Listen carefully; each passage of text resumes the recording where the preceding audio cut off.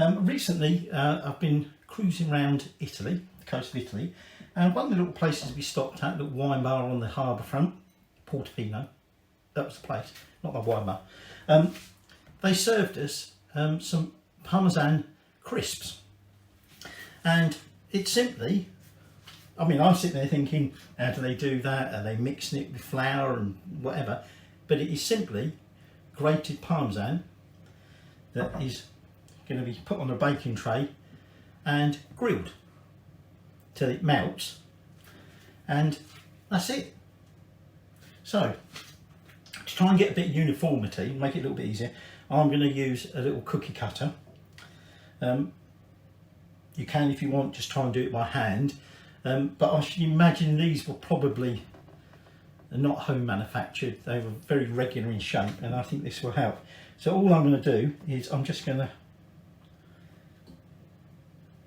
sprinkle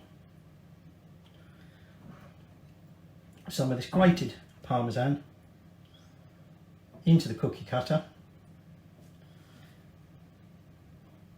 getting up the little stray bits, possibly going a bit overboard I think with the amount of cheese I'm adding.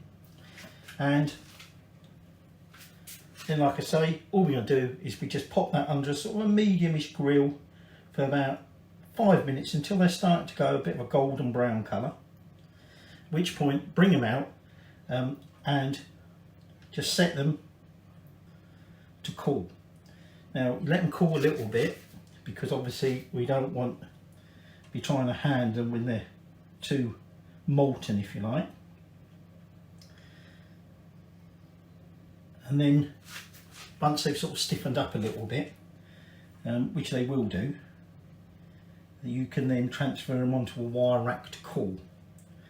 But I'm going to try a little trick, because rather than just have them flat like these are going to be, we're going to try and do something a little bit different with some of them.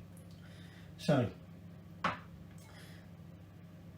Parmesan is a particular cheese. It's a hard sort of granular cheese, if you like,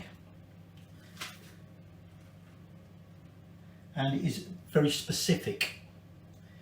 Now Parmesan sometimes is known as Parmigiano Reggiano.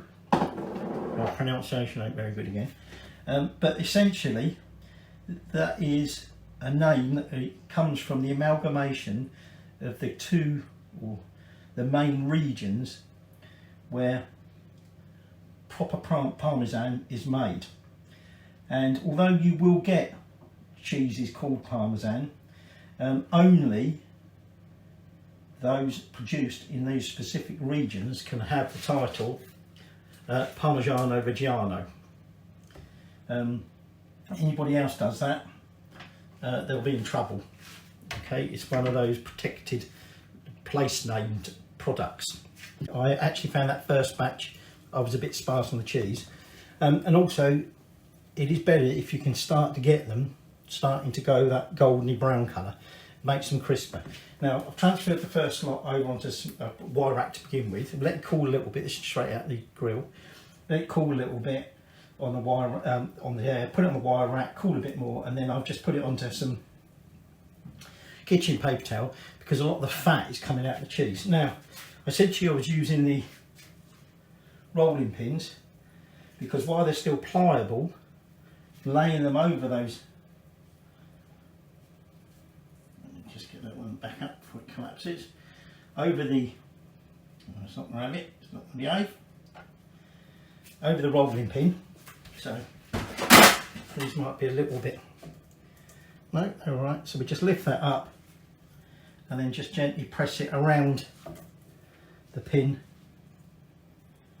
so it takes that shape. And then I've just got another rolling pin there where I can do it with that. Now you can, if you want, once you've started rolling like that, you can roll them into cylinders if you wanted to.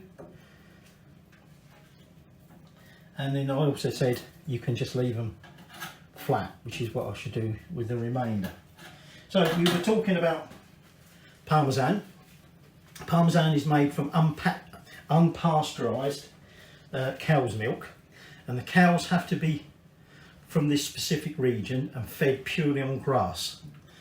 They use the natural way as a starter culture, and they use calf rennet to make the cheese. Hence, Parmesan, proper Parmesan, is not a vegetarian cheese, because obviously vegetarians won't have it because of the calf rennet, and vegans won't have it anyway because it's milk.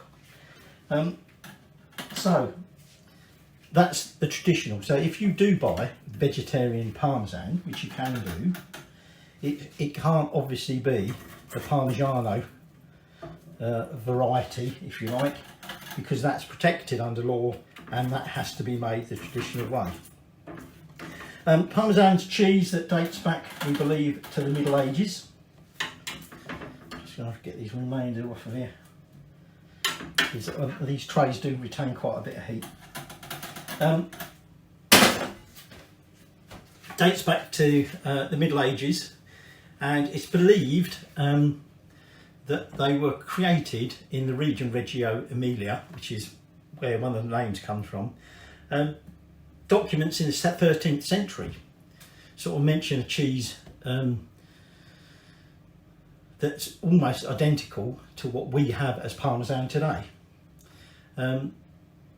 So it's quite possible it dates back even prior to that, to have been developed into a cheese like that at that stage, would suggest that it's obviously older than that. Oh, here we go.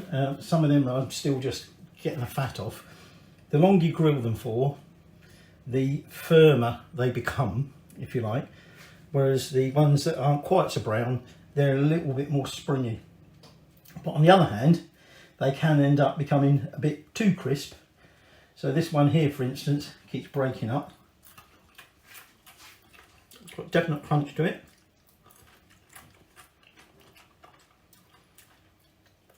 And obviously the typical saltiness of Parmesan. I'm talking the saltiness.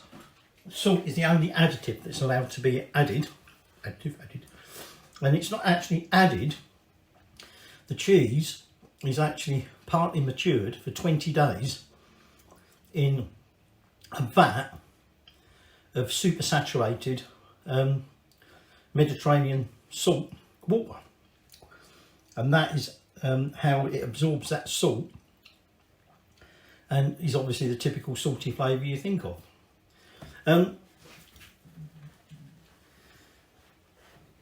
Parmesan has been, you know, sort of revered as the king of cheese. It still is in many places, and in fact, in 1666, during the Great Fire of London, the diarist Samuel Pepys actually mentions how he buried his Parmesan, spelt with a Z, cheese, as well as his wine and some other things to help protect them, so he could go back and get them later.